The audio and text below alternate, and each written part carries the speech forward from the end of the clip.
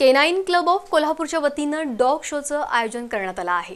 आज पहिल्या दिवशी श्वानांसाठी विविध स्पर्धा आयोजित करण्यात आल्या होत्या।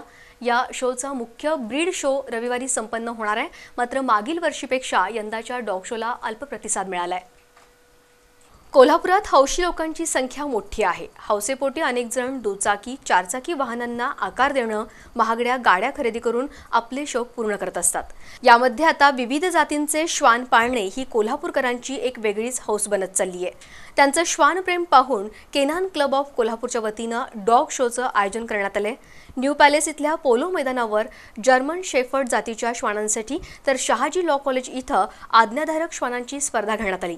या स्पर्धेमध्ये विविध प्रकारच्या 6 चाचण्या घेण्यात आल्या। या स्पर्धेचा मुख्य समजला जाणारा ब्रीड शो रविवारी शहाजी लॉ कॉलेज मैदानावर होणार आहे। त्यामध्ये Siberian husky, beagle, cocker spaniel या परदेशी श्वानांसह विविध प्रकारच्या 374 जातींचे श्वान सहभागी होणार आहेत। मात्र गतवेळच्या तुलनेत यावर्षी डॉग शोला अल्प प्रतिसाद मिळाल्याचं दिसून आलं।